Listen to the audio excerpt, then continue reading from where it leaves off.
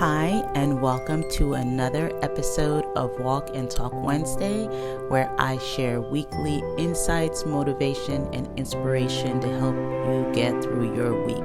So, happy hump day. We are 48 hours past the solar eclipse, and how are you doing? Were you ready for it? Have you had some insights?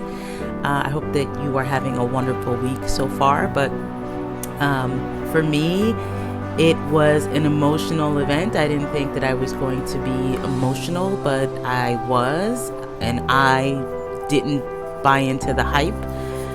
But for some reason, I guess maybe hormonally or physiologically, I got caught in it and I started to bawl like a baby. So I am someone who follows like tarot and astrology, and I sort of like that stuff. It's part entertainment, but I also kind of believe in the planet alignments and maybe how that could affect your life and like decisions that you make. And last week on April 1st was Mercury retrograde. So whenever I hear that it's going to be a retrograde period, I recognize that it's going to be a time of hiccups. And not that you want to blame hiccups on retrogrades or eclipses or whatever the case is, but I feel like it's a reminder that hiccups are going to happen. And so whenever there is a Mercury retrograde, we are like expected to be bombarded with hiccups. Technology is not working like we want it to. There's miscommunication that happens.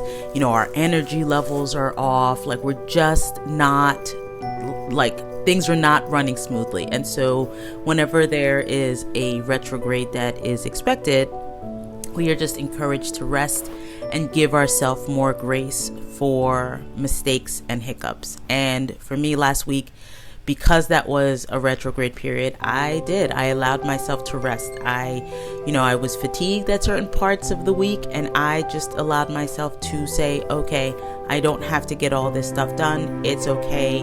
When I sent out like text messages to the wrong client, and it was like totally my bad. Thankfully, it wasn't like anything personal, but I sent a checkup text to the wrong client. And so when it happened, there's a part of you that gets mortified, but there's a part of you that just says, okay, like this is what it was going to be. It was a time of hiccups, right? Like my apps didn't work, trying to get online for sessions, there were hiccups. It's just, and because I told myself it was a retrograde period, you just allowed yourself to rest. Now, the other thing that I had heard about retrograde period was that, take the time to rest on April 1st, because April 8th, the solar eclipse, the following week was going to be a period of, emotionality.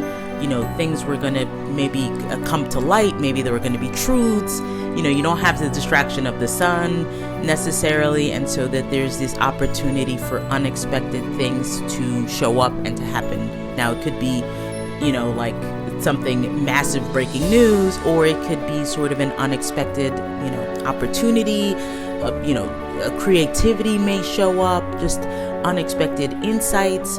And so part of the recommendation was rest on the retrograde period so that you can be prepared for whatever is going to show up during the solar eclipse. For me, what showed up was a lot of crying and was a lot of just awareness. I think that there was an awareness that at the end of the day, a lot of this stuff does not matter. We are so small in comparison to what is happening out in the greater world, in the galaxy, in the whatever. And as I'm watching the images of the moon covering the sun, you just have this realization of like, you're not in control. Like, there is no stopping the moon from crossing over in front of the sun. Like, you have no control. Like, these things that are greater, are bigger than you. And so think about that, and think about how the stuff that you worry about a lot of times is not important. And so I think for me, it was just a release, or it was just an awareness of, a lot of this stuff is not important, and I need to stop worrying about it, right? So for me, I felt like I had a lot of knowledge downloaded to me. I felt I had a lot of insights. I had a lot of recognition that, whatever I'm prioritizing is really not that important. And so it is about allowing you to say, okay, how can I reprioritize? And that is my hope for you, is that you hopefully reprioritize. Now, if you don't believe in this tarot stuff, this astrology stuff, that's fine. I still think that it's helpful to remember that certain things are just not important. It's okay to acknowledge that throughout our day, our week, our hours, our months, our years, there's going to be ebbs and flows that happen. And it's about honoring those ebbs and flows. I think that's what a lot of this stuff reminds me, is to recognize and remember that you're allowed to have ebbs and flows. So if you're tired, rest. If you're energized, create. If you're hungry, eat. If you're not hungry, don't eat. If you mess up, give yourself grace. If you decide to set boundaries and say no, do not apologize. Allow yourself to just honor where you're at any given moment of your life. And I feel like a lot of times we feel like we have to be on all the time. We have to be perfect. I think that's probably what's contributing to a lot of our anxiety, is that we feel like we have to just do and be and perform. And just don't. No heavy lifting this week. Just don't. Just allow yourself to recognize what shows up and honor it and be with it. So as you end the rest of your week and enter into the weekend, I encourage you and remind you to listen to yourself and to give yourself what you need.